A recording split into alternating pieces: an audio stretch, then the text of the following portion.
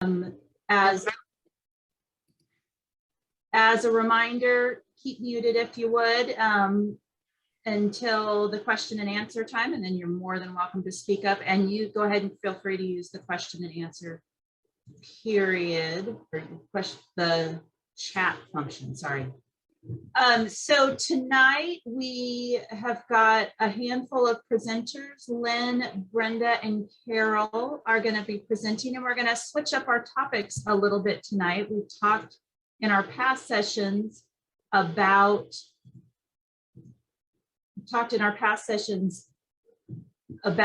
gardening itself and how to plan a garden, and learning about the seeds and starts and whatnot. And tonight we're going to talk about what do you do once you've been successful in gardening and you have all of this stuff you need something to do with. So we're going to talk about harvesting, information on some different crops, talk about some food preservation, some good gardening resources, a lot of great information, and a lot of time for question and answer, and a good session for breakout to get into some details about what you're planning to garden and what you want to harvest. And as it turns out, we're covering just about all those topics. So like Judith said, if we don't cover a topic as we're going through sections, please do speak up and ask your questions. So first up, we are going to talk about harvesting and storing your bounty. I'm going to present on this.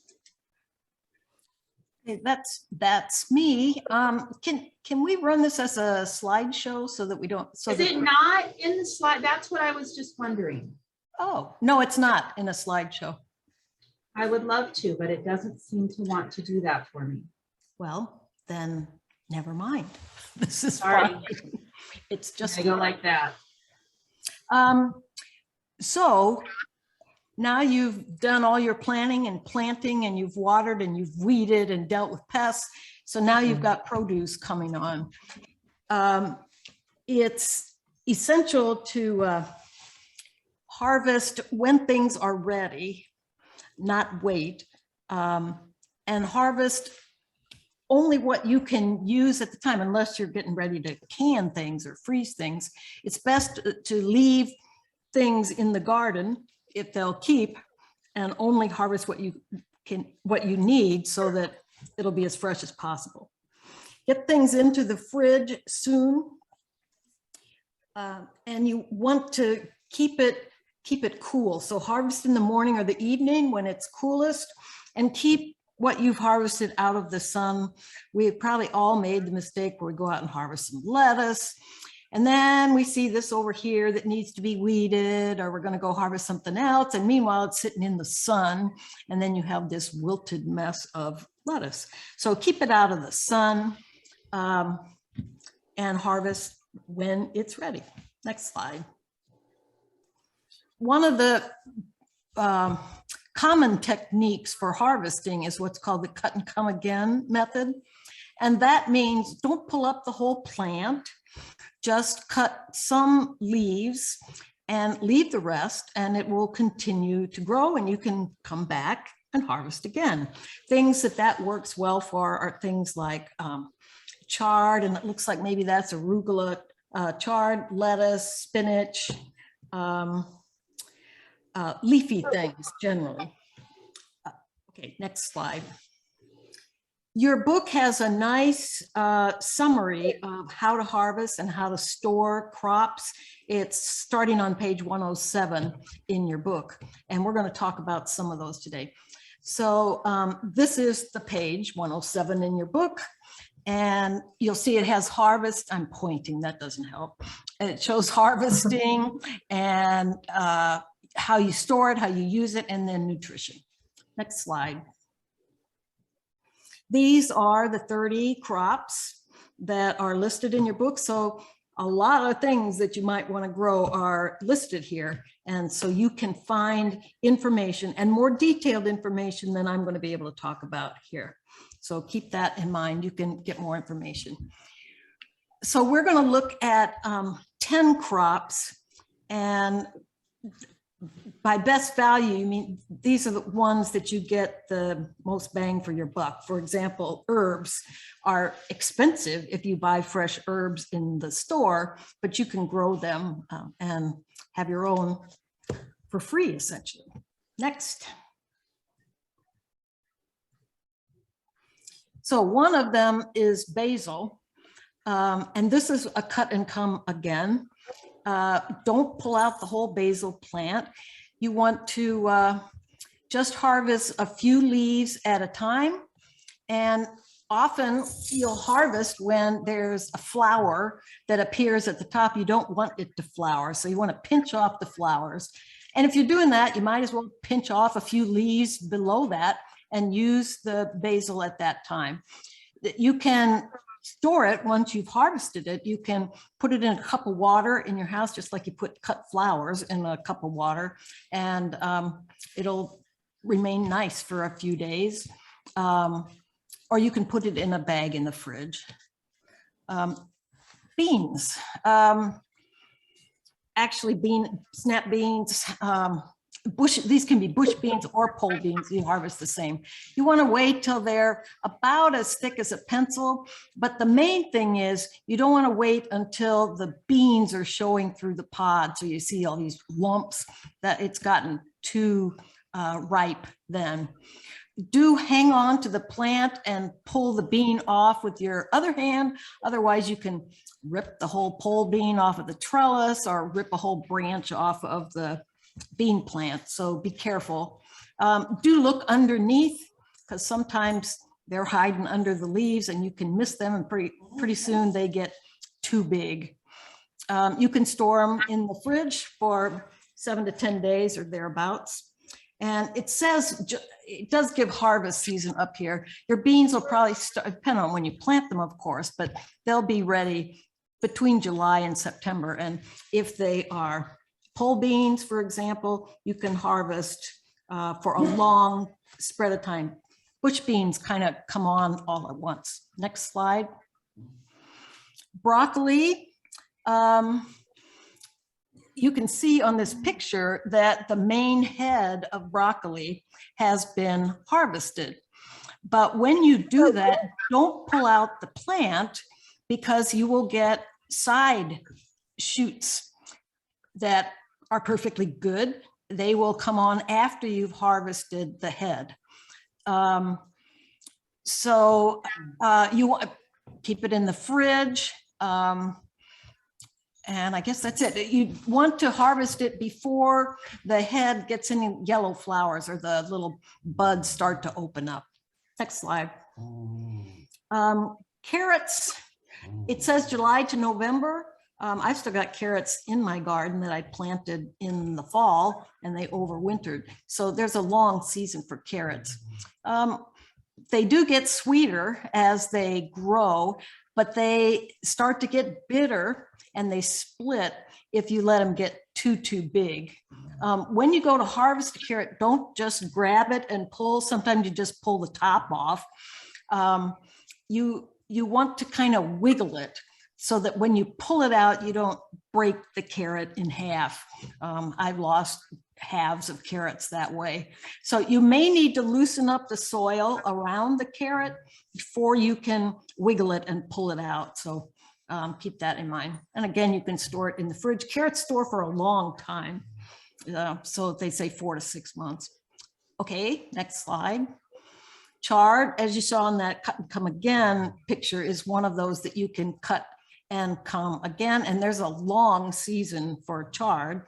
I've got some in my garden that I planted in the fall and it's still there now. You can eat little leaves, or you can call that baby chard, or you can let the leaves get bigger. And that's when you are using cut and come again. Next slide, I guess. Cilantro, that's another one that's cheaper to grow for yourself. You actually get 2 crops in one for cilantro. I'm getting my dog so he doesn't bother us. You get cilantro, but if you let it go to seed and dry up, the seeds are coriander. So you can get both cilantro, the green leaves, or you can get coriander. This is a cut and come again plant, kind of like basil or parsley. And you can start cutting leaves of cilantro when it's about 6 inches tall. If you're doing the cut and come again thing, you usually want to cut from the outside, cut the outer leaves first, and then work toward the inside, let the inside leaves get a little bigger. Like basil, you can stick it in a cup of water, but they recommend putting that cup of water in the fridge rather than leaving it out and covering it by a plastic bag. Maybe other people have ways of keeping it, and I'll let them talk about it later. Next slide. Okay, cucumbers.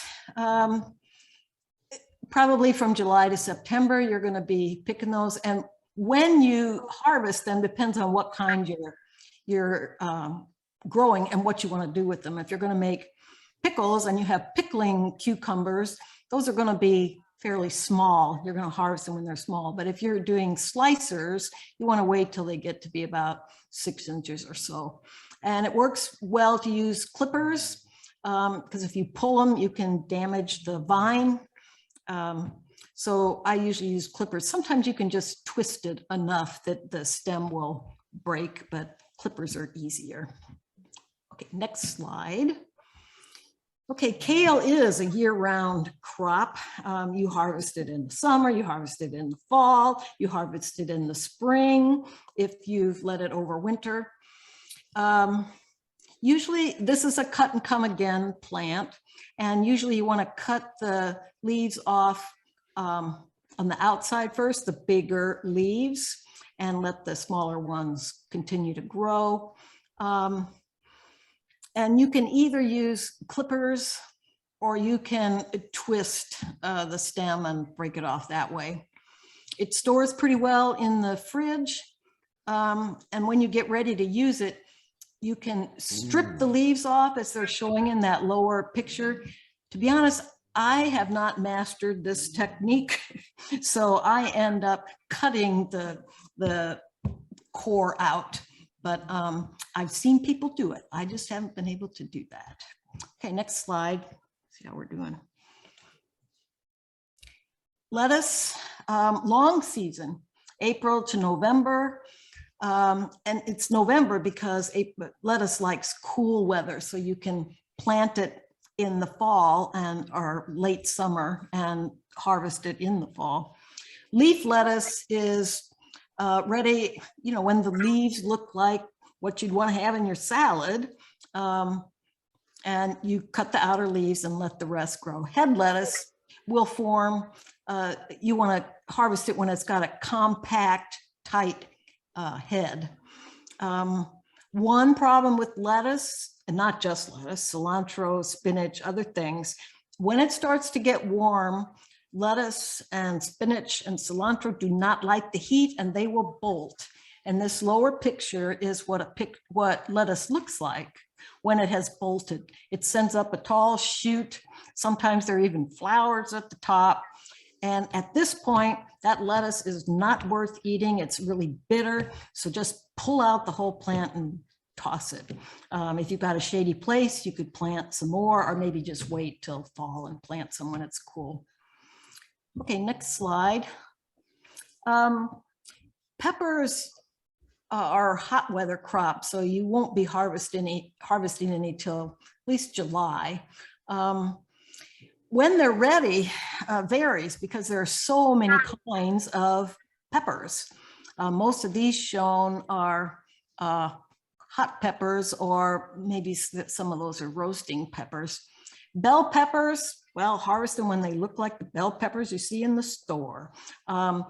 You can harvest them green, like green bell peppers in the store, or if you leave those on the plant, they will turn red. So if you'd rather have red bell peppers, just wait a little longer. Hot peppers, most of the time, not always, most of the time, they're going to be red when they're ripe. But there are some like jalapenos and poblanos and others that you harvest when they're green. If you're harvesting hot peppers, you may want to use gloves, so you're not rubbing your eyes or getting hot stuff on your fingers. And they will store in a bag in the fridge for a considerable amount of time, up to 10 days. Next slide. Spinach, another one of those cut and come again plants. You can harvest it when it's little baby spinach leaves, if that's what you'd like in your salad, or you can wait till they get bigger and they're still just fine. But it should be a nice green color. And this is another one of those plants that will bolt when it gets hot. So if that happens and you see that tall stalk coming up, you don't want to eat the spinach anymore. Just pull it out, throw it in the compost pile. And you'll notice there are 2 harvest seasons, April through June. Then it starts getting hot and spinach won't do well, but also September to November. So you can plant it late in the summer or in the early September and harvest it in the fall. Okay, next. We're only going to talk about summer squash. And this is supposed to be the 10 best crops for your money. I don't know that I'd say that's true for zucchini, because a certain time of year, people are giving away zucchini in big bags, but still, we'll talk about harvesting it. It likes the heat to ripen, so from July to September. And as you can see in the picture, and as you probably know, there are lots of kinds of squash. And so when you harvest, it's going to depend on the kind you have. You want to wait till it's 6 to 8 inches for zucchini. And for the round ones, like the patty pan, 3 to 4 inches. Now that 6 to 8 inches is important. Don't look at it when it's 6 or 7 inches and say, I think I'll just wait a little while, because that is how you can end up with gigantic zucchini. Also, zucchini is notorious for hiding underneath the great big leaves of the plant. So you can be surprised and have some huge zucchini out there that you didn't even know that was there. So look under the leaves and be sure to harvest it when it's the right size. It's often not a good idea to wait a few days. It can get pretty big. Okay, and that brings us to tomatoes, one of everybody's favorites, another hot season crop. So you probably aren't going to get any till July. And those first ones are often the cherry tomatoes, the little tomatoes. But they keep coming through September. You don't want to wait till they're mushy, just underripe. You should be able to squeeze them a little bit and have some give. And they suggest, this is what your book says, twisting them off the vine with your hand. Sometimes that doesn't work real well. There's a little knob on the stem. If you can see on the lower picture on the stem on the red tomato, there's a little knob up there. Sometimes you can break it there, but what I've decided is use clippers. So just so that I don't pull off part of a branch or strip part of the branch off, I tend to use clippers. They also say store the tomatoes in the fridge. And I don't know about other master gardeners, but I do not store my tomatoes in the fridge. I store them on the counter. So I don't know that I would recommend that. Green ones, you can harvest, but you want to either put them in the fridge or in the garage and they will ripen up. So at the end of the season, you can harvest your green tomatoes. Okay, I'm going to stop so that we can move on. Well, that's perfect timing because you're to the last slide. So I will ask Cheryl, are there questions in the chat that we should have Lynn or other master gardeners answer? Cheryl, you're muted. I didn't ask any, I think it's Cheryl that's Yeah, Yeah. Cheryl, you're on mute. It's There Cheryl. we go. Okie doke. So we had one comment from somebody who doesn't care for bugs.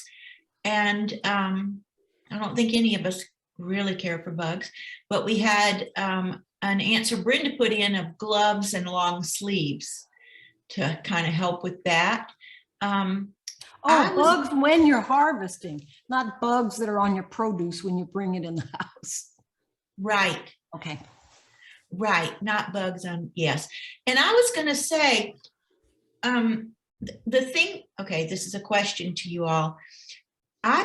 When I harvest basil, I put it in that glass of water and keep it on the counter. I don't put it in the refrigerator, but when I have, it turns black. Yeah, I don't put the basil in. It suggests doing that for cilantro, but I never do that for basil. I leave it out on the counter. Okay. Let's see. Alexa tells us that she planted many types of bell peppers and banana peppers last year, and she tried harvesting them at different times, but they're nearly flavorless. Anybody want to talk about that? I can talk about peppers. So from year to year, peppers are rather finicky, as somebody had commented, but they really, really like the heat. And they do take a long time to ripen, especially if it hasn't been very warm. I like to start peppers outside, and even when temperatures get lowish, they can just like stop growing if the temperatures get too low. So I usually cover that with a hoop and put a fabric-y, that thin kind of translucent-y fabrics on it, just so they get a lot of heat, because they should easily just pop off the plant. You shouldn't have to be like tugging and squirming and using clippers on that, because that generally means they're not quite ripe. And it is especially frustrating when you want jalapenos to have a bite to them and they're just like blah, So you really have to wait until they're fully ripe. And hopefully you've gotten them in soon enough so that they're ripening, while the heat is still there. Because if you get them in too late, then it starts cooling off later in the season, and they might not ever fully ripen. Also, one thing you might think of is maybe you're watering too much and they're just a little bit too happy. I know that can happen with tomatoes. If the tomatoes I only water once a week, peppers are more like every 3 or 4 days, depending on how hot it is, because they get wilty. But yeah, the flavor might have an impact, and the heat also. Because if you're watering a lot and the soil is always kind of cool because it's getting so much water, that might have an effect on the flavor as well. Jennifer, do you plant pepper seeds outside or do you use starts? No, peppers, again, require a lot of heat. So we just seeded the peppers for the Master Gardener plant sale 2 weeks ago, and the propagation mats are set at 80 degrees. So they really like to germinate at warm temperatures. So if we were to try to start them outside here in Corvallis, it takes a long time for the soil temperatures to get up to 80 degrees to even germinate. So no, I do transplants with both peppers and tomatoes and eggplants. Basil too. Basil I don't find grows well outside. It's too cold. Okay. And I think we could all say, many of us could say that we keep our tomatoes that we picked on the counter, not in the refrigerator. Because if you keep them in the refrigerator, they taste like the tasteless tomatoes you get at the grocery store. Yep. And that defeats the purpose. And that's the questions. Okay, fabulous. So next up, we're going to do breakouts tonight, and the questions are here on the screen. I'm also going to copy them in the chat for everybody, although they will go away.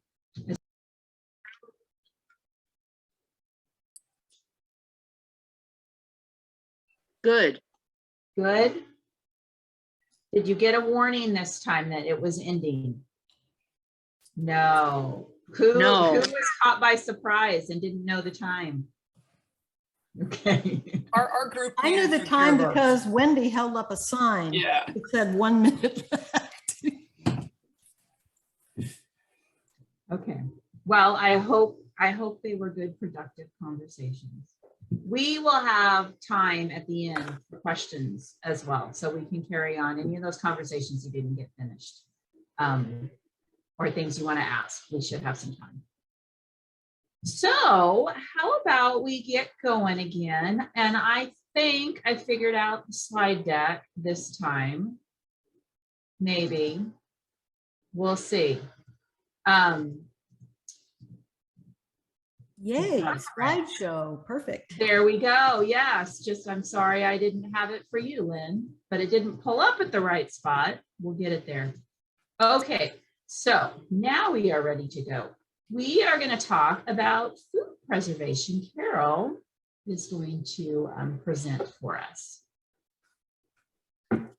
And Carol is not only a master gardener, she is a master food preserver. So She has all the answers. It's true. But I am a master gardener, volunteer, and I also participate in the as a volunteer with the OSU Extension Master Food Preserver Program, and I'll mention a little bit more about that later. But we wanted to get you thinking more about ways to preserve your garden produce even before you harvest by describing some resources that are available. So next slide.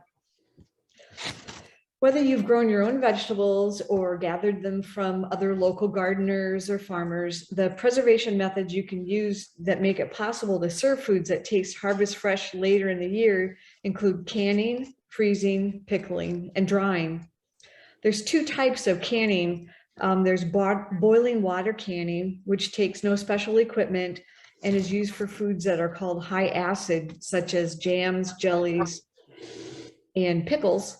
And then there's pressure canning, which involves a pressure canner and is used on foods that are considered low acid, such as most vegetables. Next. I'd like you to think of food preservation as a science with specific guidance that allows us to keep food safe past their usual spoilage time. Fortunately, food preservation also provides lots of opportunities to show some artistic flair and creativity. The food preservation scientists that provide guidelines for preserving foods do so with three things in mind: how to maintain the best quality, such as color, texture, and flavor; how to keep the most nutrients in food. For example, we know that when we grow vegetables and are able to eat them fresh, that they've got a lot of vitamins and minerals in them and such. So we want our preservation method to maintain that as much as possible. And then what most of us are concerned about with food preservation is how to keep us and our loved ones safe from foodborne illness. So the kind of testing that happens with food preservation is to monitor things like pH so that foods are the appropriate acidity for the method of food preservation, particularly canning. They would also involve testing temperatures in the middle of the jar so that you know that the temperature has gone high enough to kill any foodborne microorganisms, food microorganisms in there to keep us safe.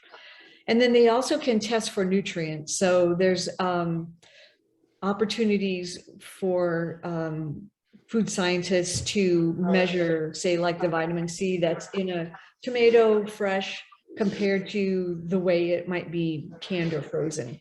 So that's where the monitoring and the science comes in, is for those particular reasons. And I'm just going to throw in a quick story, is that there's a lot of things that you can do with food preservation, but it doesn't necessarily mean you're going to have the best product. So that's where some of these tested guidelines will guide you to doing things that are going to save quality and color and texture. And one of those items that it took me a long time to take the time to do, which is to blanch things like kale before I freeze it, because you can certainly chop up kale, stick it in a freezer bag, squeeze out the air and put it in the freezer, and you can still use it later. It will be safe to use. But if you do take the time to blanch it according to directions, you're going to have better color. You're going to have better texture when you do thaw it out and use it. And you can know that there are more nutrients saved because of the heat treatment that you did before you put it in the freezer. So that's one example of following the directions, even though somebody else might say you don't really need to do that. If it's recommended for a particular reason related to these things. So next slide. So the resources that are available to you in the participant folder are one resource takes you to the OSU extension food preservation area. And there you'll find quite a few online publications, most are in English, some are also in Spanish. And there's the directions for canning fruits and vegetables, freezing fruits and vegetables, drying fruits and vegetables. There's also food preservation for fish and meats, and I mean, just anything that you can imagine doing will be there. There's a link to the Master Food Preserver program, and that's where you can find out more about Master Food Preservers. And it's an extension program similar to Master Gardeners, where you take quite a few hours worth of classwork, and then you give back some time as a volunteer, where you go into the community and assist others with learning these methods of food preservation. And unfortunately, there hasn't been in-person training for Master Food Preservers for now 3 years. But I said this last year too, hopefully there'll be some in-person classes this summer. Fingers crossed that will happen. I think the chances are better this year than they were last year.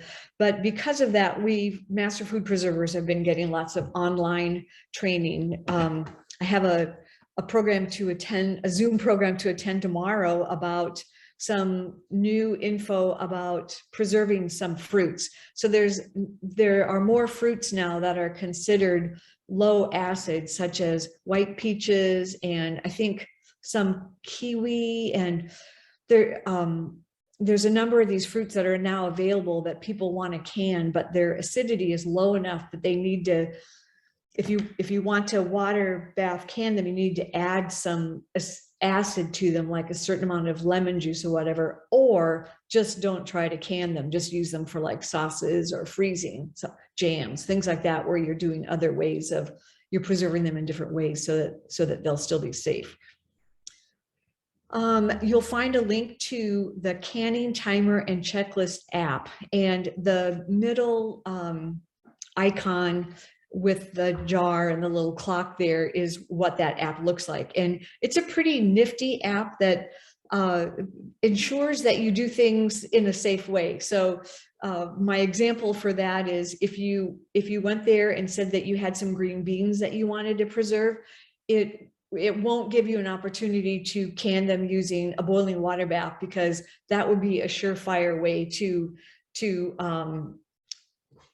share botulism with your friends and family. So it's a nice way of doing that. And then it also keeps you with the right timing. Makes you go through the checklist and reminds you to do everything step by step. So that's a nice app to have around. And then there's a link to the food preservation toll-free hotline that usually opens up in July and then is available to call through September or so. And those are Master Gardeners from Lane County that man that phone bank and answer your questions pretty fast.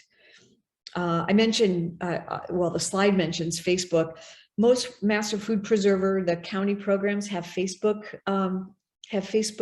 accounts. So you can look at the main OSU account, but you can also find Lynn Benton County Master Food Preservers have a Facebook group. Lane County has a Facebook group, and that's where food preservers are sharing what they do, sharing videos, sharing online classes, kind of like Seed to Supper, where people have been creative to share that information. So I would highly recommend that you check those out too. There's a link to the National Center for Home Food Preservation, and that's at University of Georgia, and that's where all of the testing, much of the testing happens, and then that's shared out with all of the states. So there's quite a bit of basic food preservation information there. And lastly, there's a link to Ball Preserving. And this is the one commercial company that does do testing of their food preservation recipes. So you can feel confident about the recipes that they would provide on their website, and then also in their food preservation cookbook that's called the Ball Blue Book. The Ball Preserving website is pretty nice. There's lots of questions or answers to common questions. There are recipes, as I mentioned, and there's a bunch of nice instructional videos that are also very good. So if you're just want to learn a little bit more about food preservation, I would say that's a great place to go. So lots of resources. Then as you do plan your garden, and lots of you that I've heard, or nearly all of you, have a good plan in mind, that as you do plan, consider preserving when you're doing it, and make decisions on the type of vegetables and herbs that you want to grow. For example, if you do like to make pesto, it's very easy to freeze and freezes well, and you could use that to help you decide how many basil plants to grow. Or if you know you want to pickle cucumbers, then you may want to look at the types of pickling cucumbers versus slicing cucumbers. You certainly can pickle slicing cucumbers, but I think they'll be crispier and crunchier if you use an actual pickling cucumber, because they don't have quite this high of water content as slicing cucumbers do. You can also look at varieties to grow. I guess that's the cucumber suggestion. There are tomatoes that are better for drying than, say, canning, and you can look for some of that information. And then in the Seed to Supper book, I believe there's a table towards the back of the book that makes a suggestion for how many plants to grow for, say, like a family of 4, to give you an idea of how much, based on how much yield you want to have. And lastly, I would say this is a great time to start gathering tools for food preservation and supplies that you might need. If you want to dry foods, you might be looking for a dehydrator in a thrift store, perhaps, or even talk to neighbors to see if somebody has a dehydrator and you can share it. Hopefully this summer there can be some food preservation gatherings where people do share equipment and help each other out. And that's an easy way to take advantage of somebody having a pressure canner or a boiling water canner to share that. And other supplies that you might like to have around, like ladles or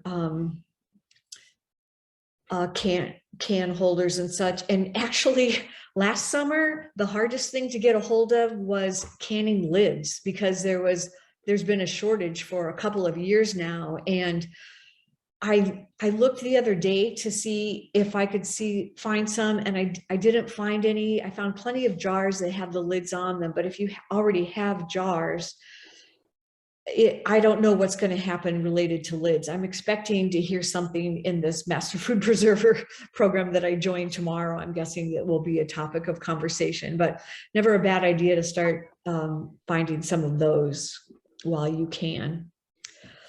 So that's as much as I have to say just about getting started with food preservation. The biggest message is go find good resources and consider finding some classes or looking at videos from safe places to get you going. So I'm happy to answer any questions if anybody has questions or comments that they want to make about preserving things that they've already done. Doesn't look like there's any questions in the chat. I will pile on about the lids though. I've gotten in the habit of every time I go to because I do a lot of shopping at Mart when you live in Corvallis. I always look, and I found them once or twice. And ironically, when I was in Arizona in February, I found a ton at the Walgreens there or Walmart there. So I stocked up, but they're very hard to find. So, but just the plain old lids. I'll mention one other thing about the lids is, and perhaps some of you have some experience with this, but you'll be best off if you purchase Ball or Kerr brand lids, because the reliability of the seal will be the best. There are other brands that are out there and you can buy some online, but I believe my understanding is that they won't be as reliable and you may lose some seals. So that's just one thing to keep in mind about lids. Good advice. I've experienced that. Does anybody have any questions for Carol?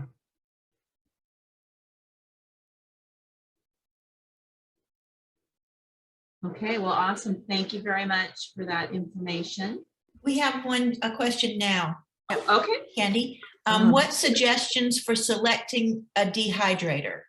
Well, one suggestion I would have, there's a number of different ones out there, and one suggestion I would have is that it has a thermometer, it has a thermostat on it so that you can regulate the temperature, because there's some that don't.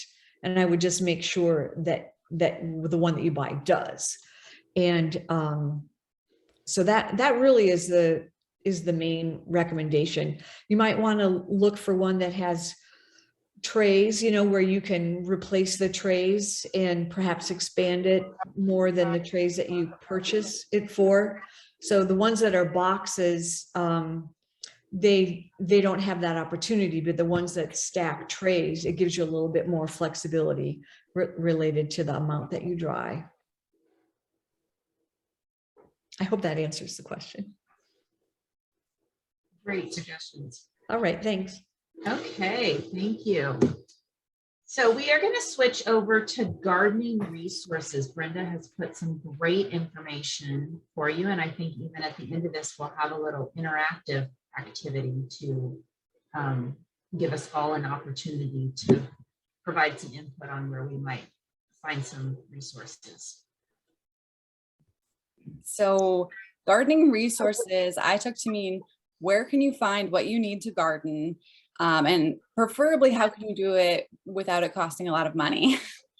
I am having a little bit of internet connectivity issues. So if I cut out, please let me know. I can go slower, or anyone else can read my slides if they need to. Even though we've talked a lot about gardening and we would love all of you to garden, and most of you already do garden, I think we always need to keep in mind kind of the benefits and the cost of gardening. The benefits are easy. That's why we do it. We like the vegetables. We've already talked actually today about how the nutritional content when you are harvesting and putting it directly to table, how it's the highest you can possibly get. And there's lots of studies demonstrating the benefits, both physical and mental health benefits of gardening. And there's a good study that says that kids who participate in the garden are more likely to eat their vegetables. I purposefully plant some weird plants just to try to get my kids to eat them. I've gone with definitely like purple dragon's tongue beans, like things that are the weirdest colors, just to try to get my kids to eat the things that are coming out of the garden. But there's also costs of gardening, and the costs are the cost of the plants and the seeds, the cost of having and keeping good soil, to protect and structure the plants, whether that's fences or covers, the cost to water your garden, the cost of tools and accessories, and the cost of time being very important also. And so we're going to talk about how to minimize some of these costs. First is grow only what you need and what your family likes to eat. I am so guilty of doing this wrong so many years in a row. So plant only a reasonable amount of your family's favorites. This is the first year I put my foot down, and I am not planting tomatoes. I know everyone here loves tomatoes. My family doesn't like tomatoes, and I've planted them every year because I feel like gardens had to have tomatoes. And this year I said no tomatoes, not at all. Overplanting. One year I felt so bad because my zucchinis came up so good that I couldn't thin them. Like, it just broke my heart. So I refused to thin them, and I had 50 zucchini one summer, and I was just giving them away to people. Extra rows of plants, even though you would love to fill your garden in every square inch, extra rows of plants is also extra watering, extra weeding. You have to really be honest with the amount of time that you're going to put in and the amount of time it takes to maintain that garden. And so I say this mostly because extra stuff is extra waste if you're not finding a good way to either donate it or get rid of it, or eat it. We don't want to increase food waste. So be mindful of what you're planting to save yourself the cost of the time and the money. All right, next. One way to save money is to start with seeds. Seeds are way cheaper than starts. Using seeds allows you to succession plant. We have a lot of people doing greens and lettuces. Those are great succession plants. And if you're going to the store, costs will add up if you're trying to succession plant lettuces from starts at the store. Many seed packs, but not all, can be used more than 1 year in a row. My zucchinis and pumpkins, I mean, I haven't bought those for definitely more than 1 year. And you can also save your own seeds. Judith, I think you're the big proponent of letting cilantro go to seed and continuing to have cilantro go and go and go. But you can also collect seeds. I've done that definitely with sunflowers. Every year I keep collecting sunflower seeds, but there's other things that you can do as well. Some seeds are easier than others to start. Some of the easiest ones are going to be lettuces, peas, beans, squash, and radishes. You can certainly try anything else, but if you're really brand new, start some easy stuff to give yourself the confidence to keep going. If you're gonna save on seeds, so here's places that you can save on seeds. So OSU has a program called Food Hero, and every year they run a challenge called the Grow This Challenge. It is full this year, but next year, if you sign up, and it's usually in January, they will send you free seeds, and all they want is your feedback on how the seeds grew and how they did. And they send you quite a few. So they do it every year. It's free. So free seeds. There's local propagation fairs and seed swaps. So there's one in Sweet Home for anyone who's kind of in the valley. And then I put over here the spring propagation fairs. Those are for this year. So all I did was Google it to get this information, but the one in Sweet Home actually has like free seeds and seed swaps. So free seeds.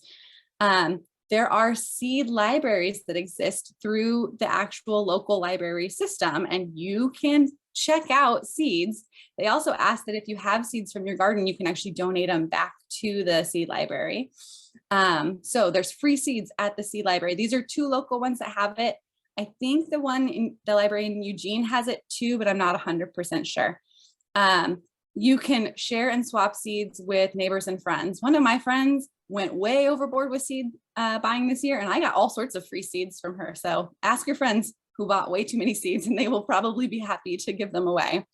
If you join local gardening events and visit demonstration gardens, I have definitely gotten seeds visiting different talks we're doing in the gardens at different times. We have had wonderful local seed companies donate seeds to those events at different times in the past. So go to events because seeds have a tendency to be passed around. All right. Next, oh, I see some stuff in the chat that's really good. We'll get to it. All right, so seedlings and plants. If you have plants that you're not comfortable starting by seed, or you just don't want to, there are places locally that do seed starts, and they're usually pretty good sales. So local groups like Scouts, 4-H clubs often have plant sales. Here in Corvallis, the 4-H Garden Gnomes and Beekeeping Club has a sale that's usually the last weekend in April. The Benton County Master Gardeners have their annual plant sale May 7th. Definitely come down. A couple of us I know will be there. Cheryl has looped me into it. And then the Friends of Benton Gardeners has a plant sale. The OSU Organic Gardening Club often has excess starts at the end of the spring, and they will sell them on campus. So I think if you pay attention or are on their listserv, you might get some notifications for some cheaper plants from them. Again, friends with extra starts, those friends who love to start tomato plants and start about 10 more than they need, often are giving away extra tomato starts. I've always seen starts, especially tomatoes for some reason, on Facebook Marketplace, Craigslist, every spring. The farmer's market often has starts and seedlings as well, if you happen to be down there. And you can learn to propagate vegetables from fruits and fruits from cuttings and scraps. Tomatoes, I know I'm not growing them, but I keep talking about them because they're so easy. Gosh darn it. Tomatoes. So if you have those tomato suckers, so you have your vine that's splitting and the one that grows in the middle, if you forget to get it early enough, you can replant that sucker and get a whole new tomato. And this is how I keep having way too many tomatoes, and my family isn't really interested in them. But there's other ones you can do from scraps. I'm sure we've all seen pictures online of people regrowing green onions. I've done it. We've all done it. Feel free to start planting your scraps and use what you have. Some people don't buy garlic starts each year. They just reuse garlic that they were using anyway. So there's things that you can reuse that will also cut costs in the garden. Okay, so soil. Soil can be expensive, but it also doesn't need to be. So we talked about compost. I would strongly advocate making your own compost. You can also start a worm bin. I've had multiple worm bins. I can tell you some worm bin horror stories, but once they actually got out in the kitchen, they were on the kitchen floor. I cannot explain it. If you don't put the lid on tight, and then something about the light, they escaped and tried to invade my kitchen once. But they're really easy to keep. They go through a ton of produce, like tops of plants that you're throwing away and stuff. Worm bins, they will eat through all of that. You can make compost tea, which is just the watery residue either from your worm bins or from your compost.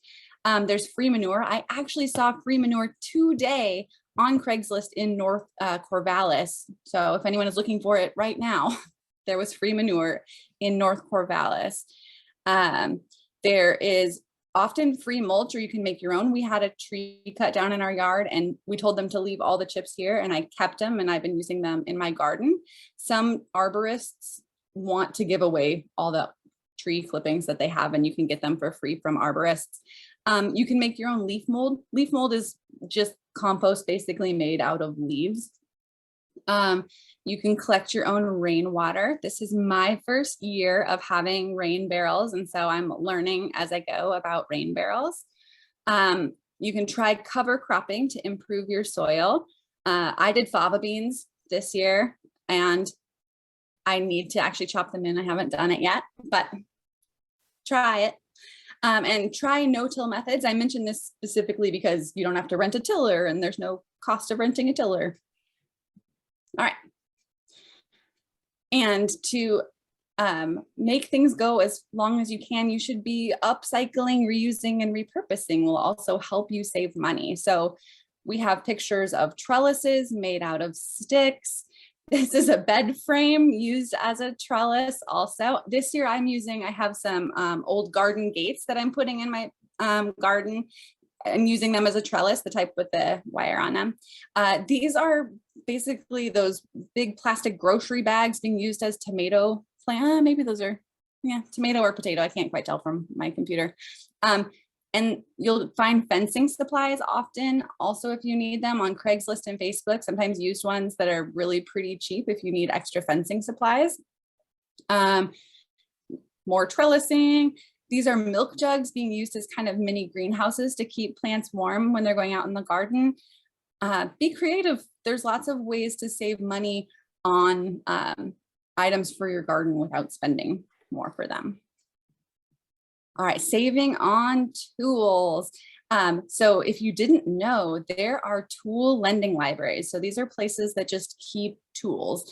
They're not all garden tools. Some of them are power tools. And there is one in Eugene, and there's one in Corvallis, and there are several up in the Portland area. And they have all sorts of stuff. You have to look, they don't have everything, but if you're looking for tools and you don't want to go through the effort of buying them, absolutely look at tool lending libraries. The Library of Things. So this is associated with the public library system. So the Corvallis Public Library has a library of things that you can check out. Again, it's not garden specific, but garden related wise, they actually have a pH soil testing kit. They have a soil temperature monitor. It's worth looking and seeing what they have and what you can borrow.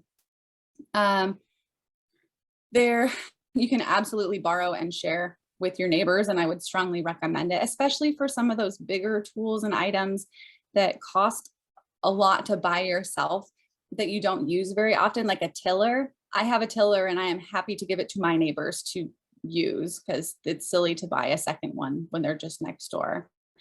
And probably it's good to question yourself if you really need every specialty tool in your garden. Tools can be an expensive thing. And so really deciding what you need before you go out and buy it is a good idea. And you really ought to be taking care of the tools you own. So taking care of hand tools often includes sharpening. So I sharpen pretty much all my tools every winter. It's one of my winter gardening activities. And I'm talking shovels get sharpened, hose get sharpened, not just clippers. Like all of those things should be sharpened and they will work way better for you. And you should be oiling your tools and keeping the metal in good shape. I also go ahead and oil the handles with a wood treatment to try to keep things in good shape and make them last as long as possible. Tools, you can also find them at estate sales pretty regularly, Craigslist, Facebook, over and over. All right, next, let's see. So once you finish this class and you are trying to get help with your garden itself and get extra advice or information, we are going to have the seed to supper in the garden classes. And please come to those. We would love to actually meet you in person and see your smiling faces in real life, but also answer questions. I've had a lot of joy in just visiting some of the community gardens. I think last time I was at the Calvin Community Garden, I spent 20 minutes after the class just wandering through the garden and looking at what everyone was growing and feeling very inspired. The Corvallis Sustainability Coalition puts out the garden resource guide, which is, there's a picture of it right there. And it has resources of every organization in town that sells stuff or does stuff related to plants. Our local library has lots of gardening books and DVDs, and you can check them out for free. Throughout Corvallis, if you've ever paid attention while you're driving around, in addition to the little libraries, there are neighborhood planters kiosks that have write-ups about plants and what's going on in the garden at that time. And it's updated pretty regularly. They also have a blog, so you can just read it online if you want. Corvallis has an evening gardeners club if you want to get around more gardeners and learn from more people. And there's also another club, Flicker and Fur in South Corvallis. It's a community supported agriculture, but they also do some gardening classes and Facebook groups as well. And OSU Extension and Master Gardeners, of course. So if you have questions, I put the phone number here. You can email, you can call, you can go in person. I think they're opening up the tables back at the farmer's market, or they already have done the tables at the farmer's market. They also have publications on a wide variety of topics. If you go to the course catalog, we are having classes and demonstrations still pretty regularly online. I'm sure it will be extending more in person kind of as the spring and summer goes. And then they have a monthly garden calendar, which I really like. So if you're wondering what you should be doing in March, for example, you can go on to the extension garden calendar and it talks about what you should be planting and doing in your garden in March. All right, I have given you so much information, but I'm sure I missed stuff. We all know different things. I saw some great stuff actually in the chat. So we're gonna go up and pull up a Jamboard, and I would love to hear what your guys' thoughts and ideas are on different ways to source materials. So let's see. Can everybody get into the Jamboard if I post this site? I think so. Okay, well, let's do that. I just put a link in there. And we'll see if I can stop sharing this one.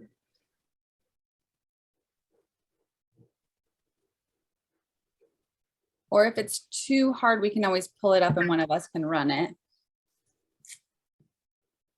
Do you want me to share it, Candy? Oh, there it is. I think I just shared it. So if you guys want to go into that link, if you have any. I have no access to that link. It says access denied. Oh, okay. Well, we will have, since I think Judith pulled it up, Judith, you can add the stickies as you go. No, I didn't pull it up. You must have, Brenda. Maybe it was I'm Candy. in it. All right. Yeah, so if you click on the sticky, we can just add it to whatever anyone says and we can keep adding them in. So what did I miss? What else is out there for resources? And they don't all have to be cheap or free. That's just kind of my lean.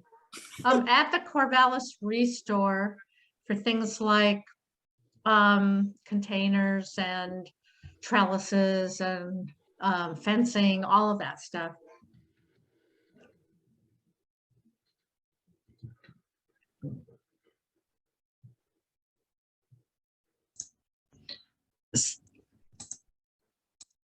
Else? So I have bamboo in my yard and I'm always happy to give bamboo stakes out to anybody who likes it.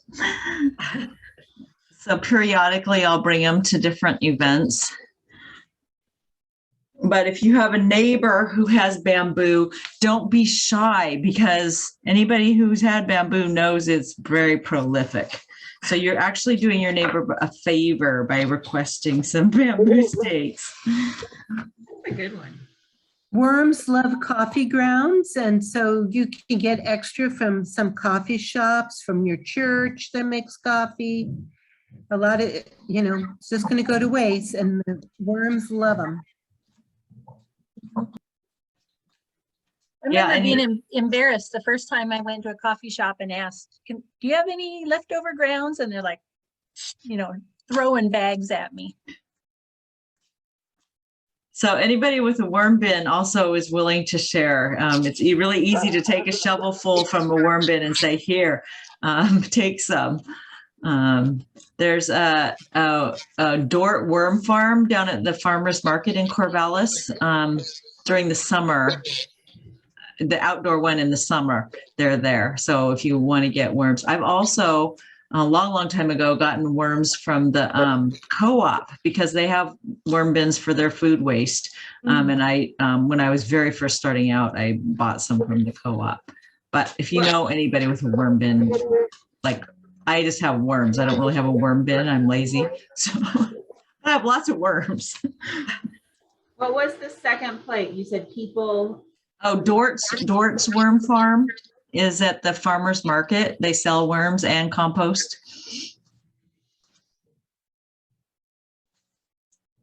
Albany has a garden share Facebook group.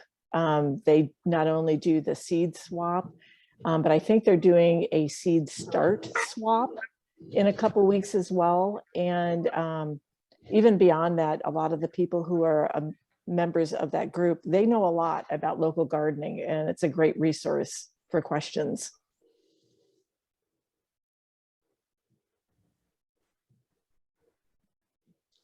Your local 4-H might be selling some plant babies. Watch for that.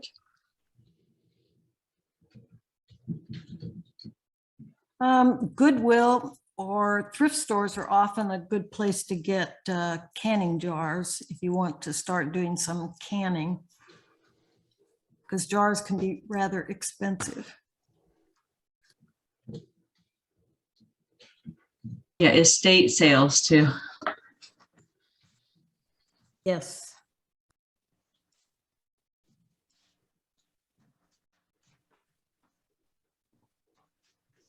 Oh, and there's, Carol, you might know this too. So like if you got a used pressure canner, the extension offices will test them for you to make sure the seal is working properly too.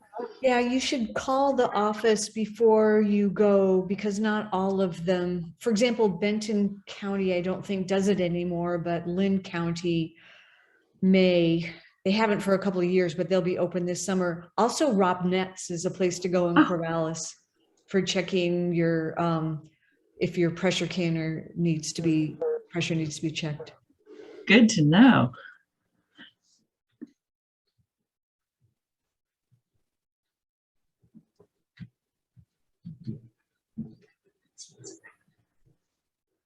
Anybody have any else?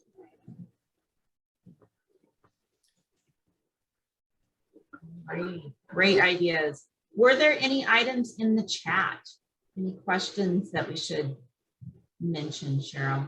I think we've gotten them answered. I will say, if you're looking for wood chips for mulch, Sunbow Farms, Harry at Sunbow Farms sells chips. I've gotten like a yard for $10 or something. Wow. Which was really nice. And I could manage a yard in our truck.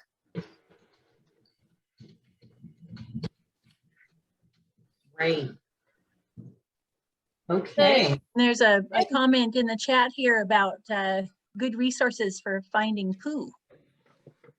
So guinea pig and rabbit poop at small pet groups. Great idea. Sounds good. I had a question about the Seed to Supper in the Garden class. Is that like a second class after this? Like, does it run after this, and is it online or is it in person? Just a little curious about that one. Yeah, so Wendy, how about you want to talk about what we've got planned for those? Yeah, so we're getting together now and talking about this. It's March. I don't have my calendar in front of me. March 26th? No, Saturday? April 23rd. Oh, April. See, I needed to. No, I had to find it. April 23rd and May 21st. Yeah. And we'll be getting more details out, right, Cheryl? Yeah, I know. yeah. And it's in person, not online, Saturday Okay. morning. So in Corvallis, I'm assuming. Yes. Okay. And it's Couple not different only in locations. person, it's hands-on rather than talking about it. Okay. We'll be doing things.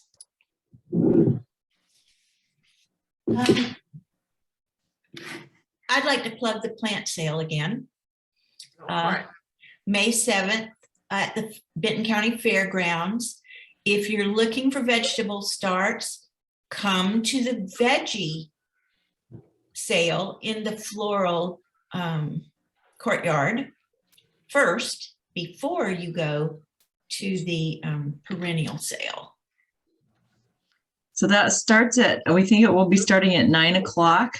That we have 30 varieties of tomatoes and 13 varieties of peppers and a lot of squashes and cucumbers and things like that. We'll also have herbs, so perennial herbs, and also basil and parsley. So there'll be a nice selection of things. But in the past, when we've had in-person sales, things do move pretty quickly. So generally, even though the sale will be advertised from 9 to 3, you definitely want to be there on the earlier side because we generally sell out before noon. And we will have varieties that are suitable for containers. So if you're interested in that, that's a really good place to find those varieties. And I can say from years of experience in going to it, there's always a line at the beginning. So it's okay to come a little early too, to get in line. It's really sad to arrive when the veggie tables are cleared. And besides, Brenda will be there. I will. Yeah. I'm helping out. I am, okay, I'm a little biased. I do have a 4-H garden club and we do have a sale on the April 30th. So the Saturday before, it's much, much, much smaller, but there will be a section of tomatoes and peppers and a lot of pollinator flowers. The kids really wanted to grow. It's also a beekeeping club. So there's a lot of zinnias and sunflowers and other things appropriate for encouraging pollinators. That is at April 30th is at Shepherd of the Valley Lutheran Church on the corner of Walnut and Highland. There's a giving garden there, so that's where the 4-H club has they garden in the beds, and there's a small greenhouse there. So it's just on the parking lot. Again, really simple setup. So What time, And Jennifer? last year, I picked up some native lupin from that sale. So they have all kinds of good stuff. a mix. I don't know if she started lupins this year. I don't know if there's a lot that it's hard to tell. It was really early now. I think it will start at 9 or 10. I'm kind of like to tell them, yes, you should start earlier because gardeners get up early. Of course, the kids who are mostly middle school and high school are like, nah, can we start at 10? So yeah, 9 or 10. If you're wanting other edibles, since I also work with a different group of master gardeners with the trees, shrubs, vines, I know that they're going to have some different like blueberries, huckleberries. There's some edibles in that group too. Great ideas. Now I have somewhere to go April 30th. In addition to May 7th. Very good. Any other closing thoughts or questions? No? Thanks, everybody, for sticking with it. Yeah, thank you to all of our participants. Hope you learned a few things. Hope you got motivated to get out there with the time zone change a little bit later after work. Get out in the garden and start messing around. It's not too early. So thanks again and have a great evening. And Master Gardeners, if you would, Gardening. that would be great. Have fun, everybody. Have fun.